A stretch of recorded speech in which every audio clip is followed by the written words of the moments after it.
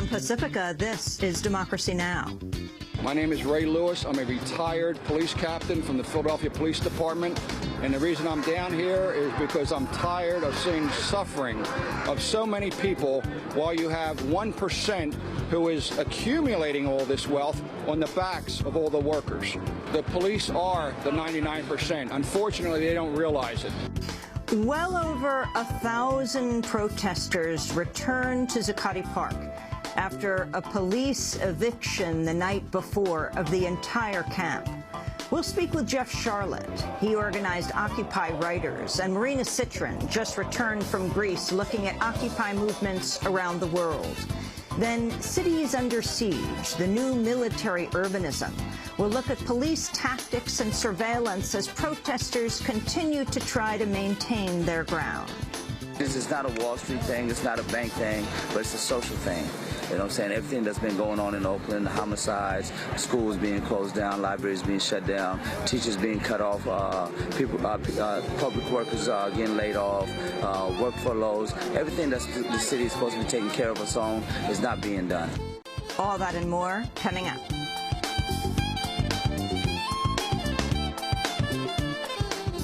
Welcome to Democracy Now!, democracynow.org, The War and Peace Report. I'm Amy Goodman. Occupy Wall Street protesters have returned to Zuccotti Park, but without the camping gear that was dismantled and seized during Tuesday's early morning raid. The protesters are now banned from bringing in backpacks, tents, sleeping bags, after a judge ruled in favor of a move by city officials to ban camping in the park.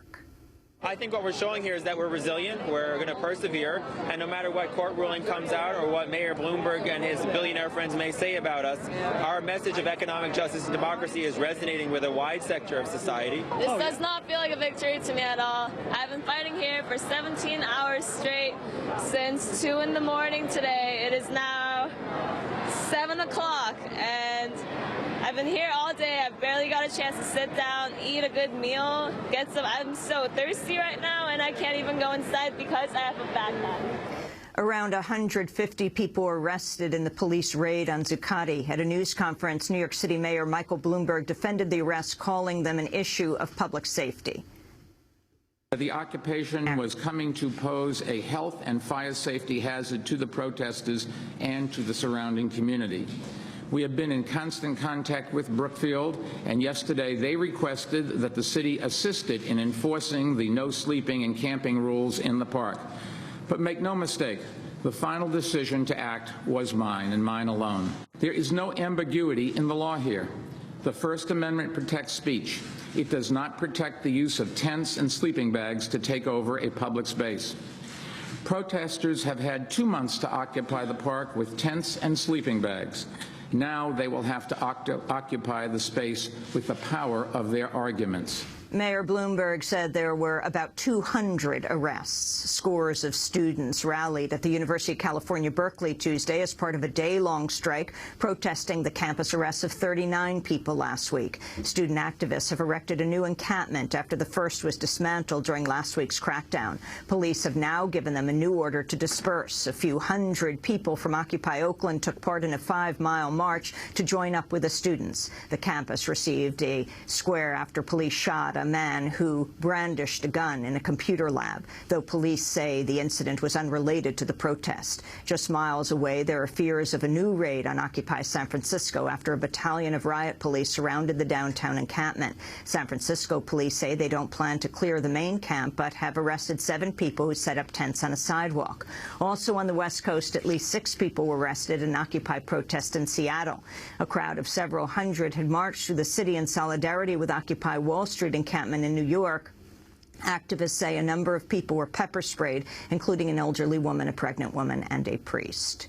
In other Occupy news, 8 people have been arrested at the headquarters of Bank of America in Charlotte, protesting Bank of America's financial practices and support for the local industry. The activists unfurled a large banner reading, "Not with our money," at the bank building's entrance. Meanwhile, in London, city authorities have resumed legal action to expel the Occupy encampment at the landmark St. Paul's Cathedral. The move could set the stage for a police raid similar to those seen in the United States over the past few weeks. Activists at the encampment criticize London officials for seeking their displacement. It saddens us because it was looking very promising with the church agreeing to drop illegal action and then obviously the corporation following suit. But to renege and go back on it again, it does beg the question why. We've been faced the possibility of this camp being swept away nearly every day since we've been here. So it's not a concern. We're here for a much greater reason, which is to address the social ills of not only on a national level, but on an international level. The oil giant TransCanada has agreed to reroute its proposed Keystone XL tar sands pipeline to avoid a critical state aquifer in Nebraska. After initially joining with environmentalists to oppose the project, Nebraska officials have now approved a deal that would see TransCanada divert its planned pipeline away from the state's Sandhills region. The move comes just days after the Obama administration delayed a final decision on approving the pipeline until 2013, citing the need for an environmental review. In a statement, the environmental activist Bill McKibben, who's helped lead the campaign Tar Sands Action, said, quote, "We're awfully happy that the Ogawas aquifer is going to be safe in the Sandhills. That only leaves the entire atmosphere of the planet to worry about." In Syria, army defectors have attacked an intelligence complex near the capital of Damascus earlier today, their boldest action yet in the uprising against the regime of the Syrian President Bashar al-Assad. The operation comes as the Arab League is meeting in Morocco, where it's expected to affirm a decision to suspend Syria's membership and pressure the Assad regime to stop the crackdown. Ahead of the meeting, Syria released nearly 1,200 prisoners in an apparent bid to avoid another rebuke. In Washington, State Department spokesperson Mark Toner said pressure is growing on Assad. We look for the Arab League tomorrow to again send a forceful message to Assad that he needs to allow for a democratic transition to take place and to end the violence against his people. The King of Jordan came out yesterday and said that Assad should step down. And we also have Turkey coming out today with very forceful statements about the situation in Syria. So I think what we're seeing here and continue to see is that, the drumbeat of international pressure is increasing on Assad. 6 Palestinian activists were arrested in the Occupy West Bank Tuesday after staging an action inspired by the civil rights movement of the United States. The activists boarded Jewish-only public buses near a Jewish-only settlement to protest segregation under Israeli occupation. They dubbed their effort the Freedom Rides, a nod to the 1961 Freedom Riders, who rode interstate buses to challenge the Jim Crow laws of the Deep South. They will go and try to board the settler buses to send a message for the world. First thing, that the occupation regime is a racial regime on our land. The second thing is to call for the real work to boycott Israel, because all the world recognize that this occupation is illegal on our lands. But they help the occupation when they support the buses that transport only settlers on our lands. A journalist covering the action was also detained. The Freedom Rides are one of a number of Palestinian civil disobedience actions planned to protest the Israeli occupation, coming amidst a wave of recent settler violence against Palestinians in the West Bank.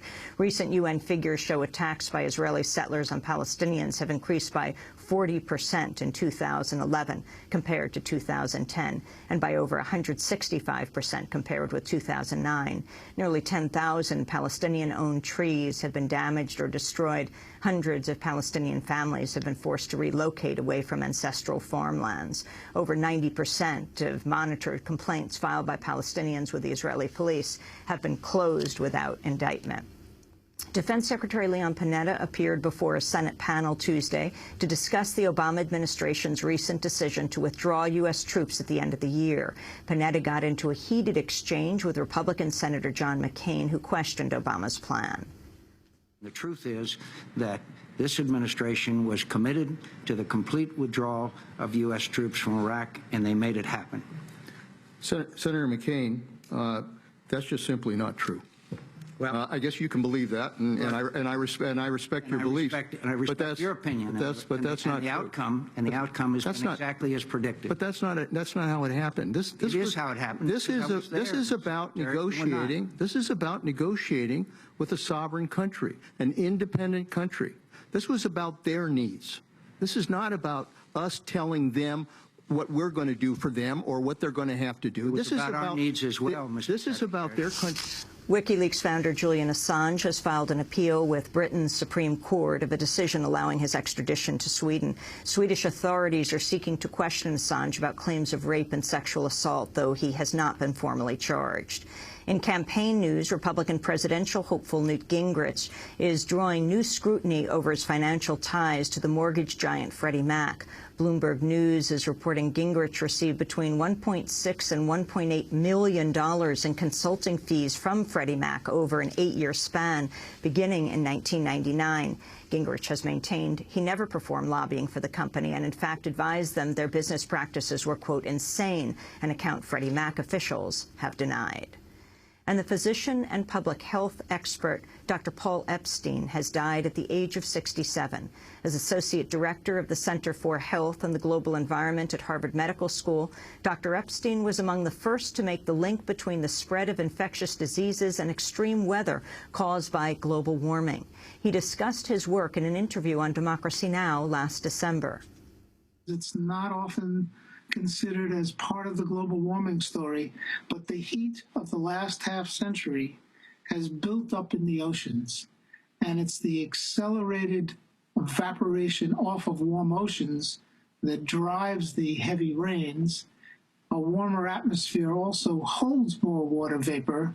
For each 1 degree centigrade it heats up, it holds 7% more water vapor. So there's a push and a pull on the whole water cycle. And the key here is that global warming in the atmosphere through the ocean engine is now changing the weather patterns. And it's the hydrological cycle, the Earth's water cycle, that's been dramatically changed, with more droughts in some areas and more intense rains in others, and now intense snows. Dr. Paul Epstein, dead at the age of 67 of lymphoma. And those are some of the headlines. This is Democracy Now!, democracynow.org, The War and Peace Report. I'm Amy Goodman with Democracy Now!'s Nermeen Sheikh. Thank you, Amy. And welcome to our listeners and viewers around the country and around the world.